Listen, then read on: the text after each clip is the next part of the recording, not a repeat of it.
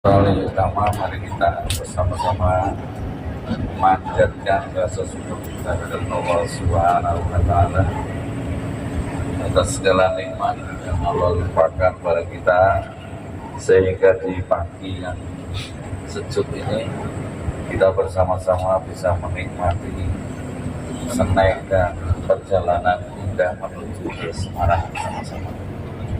Mudah-mudahan apa yang kita lakukan dari tadi pagi, bangun, terus mungkin ada yang sudah sholat tahajud dan lain-lain, apa yang kita laksanakan diterima oleh Allah Subhanahu wa Ta'ala. Sholawat serta salam semoga tercurah limpahkan kepada junjungan kita Kanjeng Nabi Muhammad SAW, para keluarganya, para sahabatnya, dan mudah-mudahan kita mendapatkan syafaatnya di yaumul qiyamah. Cari yang tua, assalamualaikum. Yang potong kayak gitu. PNG. Iya ini motong. Layos, kita harus ngomong berisik. Jadi kalau ada peran Muhammad buka.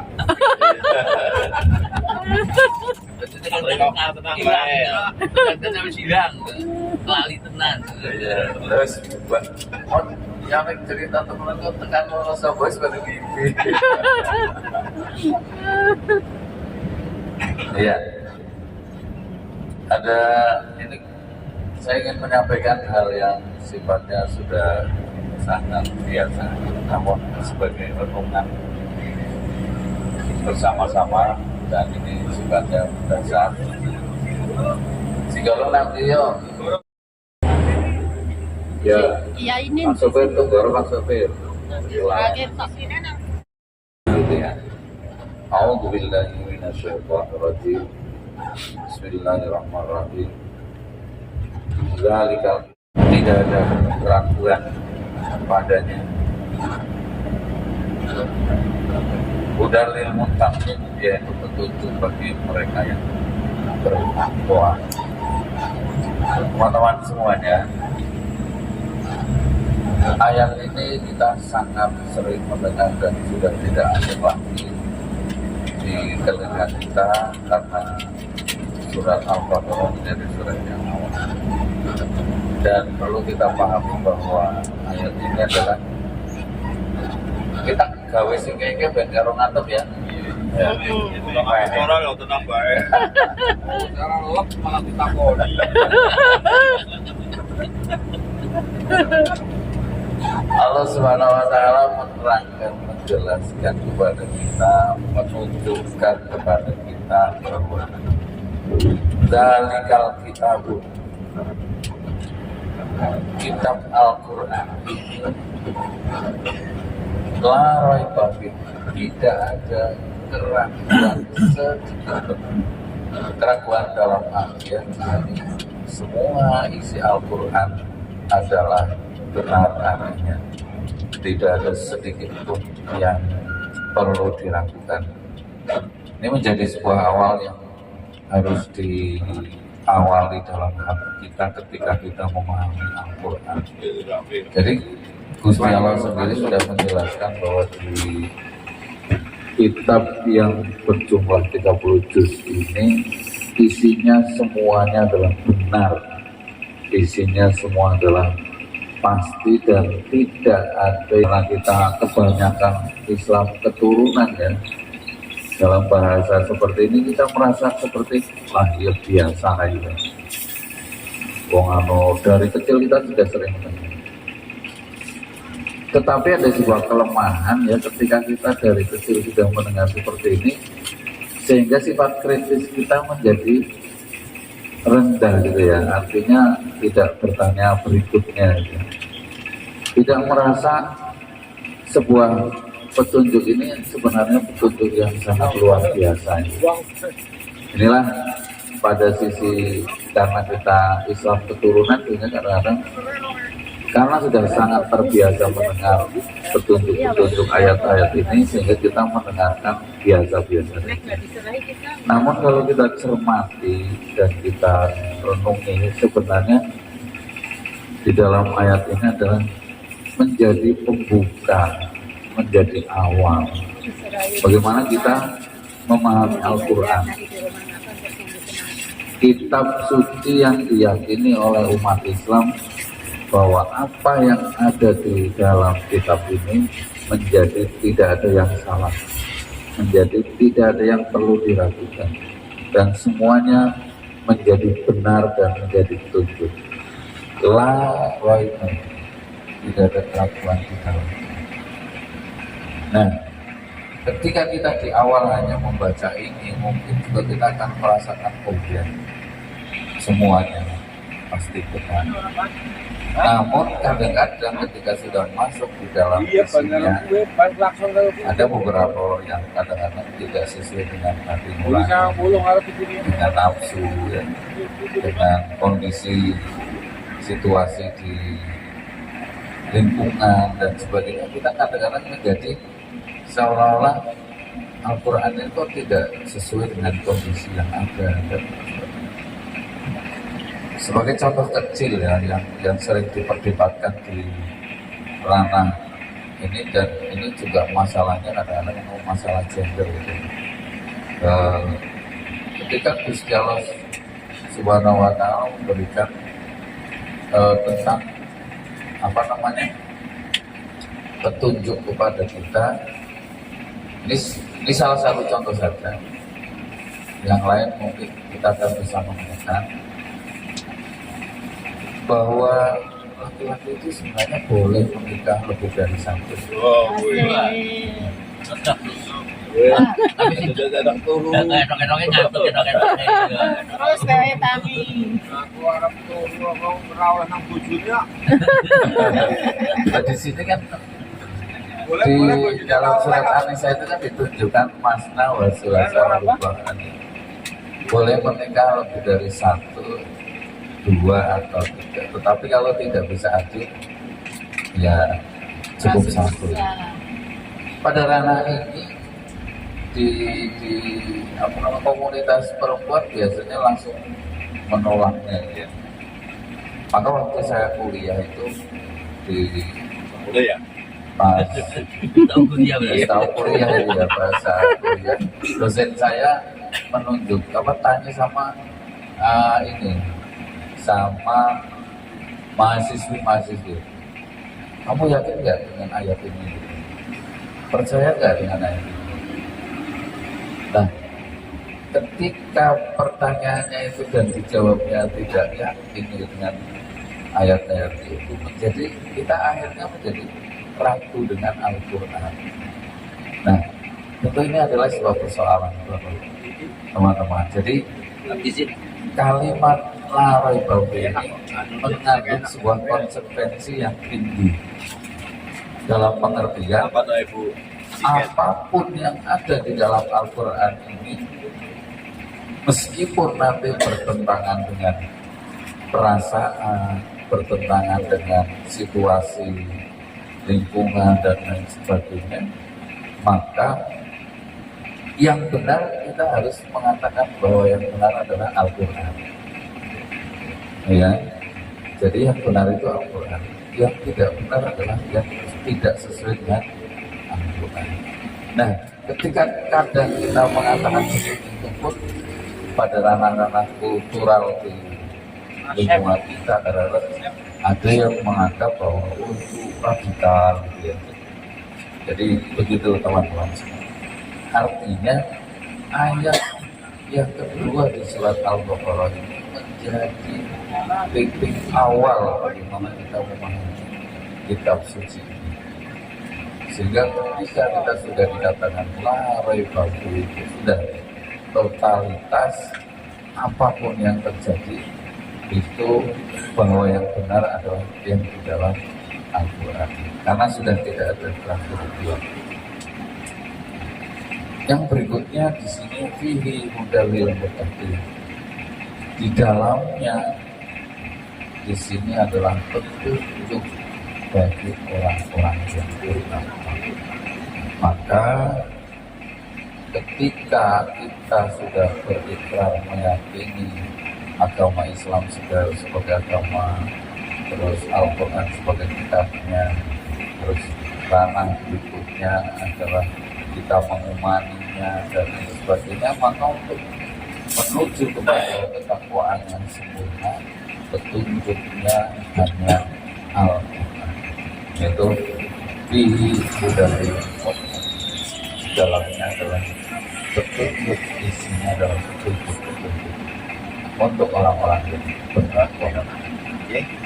Dalam hal ini Allah Subhanahu wa Ta'ala juga menjelaskan, bisa dimaknai ketika kita ingin jadi orang takwa ya cari petunjuk dalam Al-Quran. Mas Teguh Atau kalau mau pengen menjadi orang takwa ya berpedomanlah pada Al-Quran.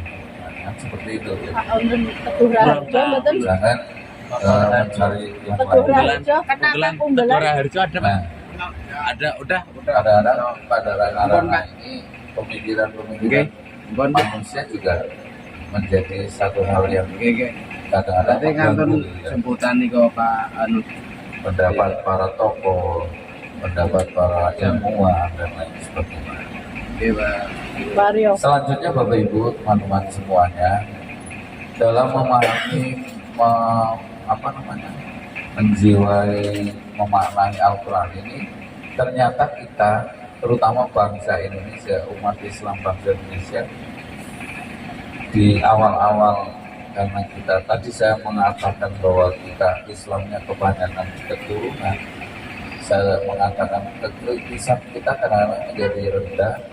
Salah satunya begini, di ranah-ranah ilmu pengetahuan katakan bahwa di dalam Islam dijelaskan, di dalam Al-Quran dijelaskan bahwa perputaran matahari, perputaran bulan, perputaran bumi ini adalah sudah ada aturan dan lain sebagainya. Kita sebagai orang Islam kadang-kadang yang penting kita tadarus saja, seperti tadarus one day one juice. One day one juice ya bagus, karena bisa satu hari bisa satu jus. Anak-anak wanita Namun yang jadi demikian korban. jarang yang mentataguri sehingga terus nanti Kayak film padahal tenanan. Maksudnya peran tenanan film kan. ya. Iya, nyari. Sehingga selama kita menjadi Islam, selama ini kita sudah mengatakan Al-Quran sebagai kitab sucinya, tapi jarang kita mengadakan sebuah penelitian terkait dengan apa yang ada di dalam Al-Quran. Karena apa? Karena yang penting diyakini, terus sudah diyakini, dibaca saja kita sudah mendapat pahala. Nah, berhenti di situ, sehingga tidak salah ketika ternyata TPQ di sekolah-sekolah di di kampung-kampung kita di sana sebatas bisa membaca. Setelah itu beres tatam wisuda, tapi pengajian berikutnya berhenti memaknai, apalagi sampai pada ranah-ranah mengkritisi dalam pengertian apa yang ada di dalam Allah perlu kita telusuri dan lain sebagainya. Sehingga yang terjadi ya Islamnya menjadi stagnan ya. Stagnan, jadi isinya lebih kepada hanya tadarus cukup gitu ya. Seolah-olah kalau sudah setiap hari tadarus itu sudah sempurna keislamannya, keimanannya. Nah, sehingga saya berharap atau mari kita bersama-sama untuk selain kita setiap hari berusaha untuk tadarus, walaupun tidak bisa one juz ya, tetapi one ayatnya lumayan lah. Karena saya tahu persis kita kadang-kadang terlalu disibukkan dengan urusan dunia. Walaupun Al-Quran sebenarnya juga ini urusan dunia, karena kita masih hidup di dunia, hanya bisa menjadi bekal di akhirat. Teman-teman yang berbahagia, itu jam 5 ya, berarti cukup. Sedang atau keporong? Dereng. Ya, Pak Jokowi sebenarnya berarti sama. Jadi kesimpulannya begini Bapak Ibu. Yang pertama bahwa keyakinan kita kepada Al-Quran ini menjadi kata kunci. Ya, menjadi kata kunci bahwa ketika kita sudah ikrar ya, berikrar bahwa kita beragama Islam, raditu billahi rabba wa bil islami dinan wa bi Muhammadin nabiyya wa rasulah, itu maka kata kuncinya adalah keimanan kepada Al-Quran menjadi yang terpenting dan tidak boleh dilalaikan, dengan pengertian bahwa kita meyakini Al-Quran tidak ada keraguan sedikit pun dari isinya ya. Selanjutnya ketika sudah meyakini ini, maka tugas kita adalah mempelajari dari membaca terjemahannya, karena dilalah Al-Quran itu bahasa Arab, kita orang Indonesia sehingga harus tahu maknanya, kalimat-kalimatnya. Selanjutnya mentadaburi, yaitu bagaimana kita bisa berusaha memaknai apa-apa yang ada dalam petunjuk. Tentu 30 juz itu satu hal yang tidak sedikit. Maka sebenarnya selama kita hidup di dunia ini, jikalau kita mempelajari Al-Quran, tidak akan ada habisnya. Bahkan ketika kita bisa mengambil satu ilmu saja dari dalam Al-Quran itu sendiri, itu sudah bisa menjadi orang terkenal gitu ya. Contoh, saya mengambil satu contoh. Saya melihat kenapa Roma itu begitu eksis ya dalam karya-karyanya gitu. Dan apa yang dituliskan dalam syairnya, kebanyakan syairnya bermakna gitu ya. Karena ternyata banyak sebenarnya dia mengambil satu sisi sastranya dari Al-Quran ini. Bahasanya mengambil dari sana, sehingga menjadikan orang penyanyi yang legendaris sekarang masih hilang. Nah, ini hanya salah satu kecil yang ada di dalam Al-Quran yang diambil dari lupa. Apalagi ketika kita ambil dan lain sebagainya. Maka mari kita bersama-sama, ketika kita sudah berikrar ingin menjadi orang yang bertakwa, maka kembali kepada Al-Quran, Huda linnasi wa bayyinatin dan juga Huda lil muttaqin. Demikian Bapak Ibu semuanya yang saya hormati, cukup karena sudah kesel. Wis jam kan terus jam. Mudah-mudahan sedikit ini bisa bermakna dan ini menjadi sebuah feedback kembali yang mungkin selama ini kita disibukkan dengan organisasi, apalagi saat ini menjelang Pilpres ya, di HP kita tiap hari tidak ada henti-hentinya dengan kabar-kabar itu ya, yang nanti akan berakhir pada tanggal 14 Februari karena sudah ada yang menjadi terpilih dan menang Allah. Selesai itu teman-teman semuanya, mohon maaf saya akhiri. Assalamualaikum warahmatullahi wabarakatuh. Waalaikumsalam warahmatullahi wabarakatuh.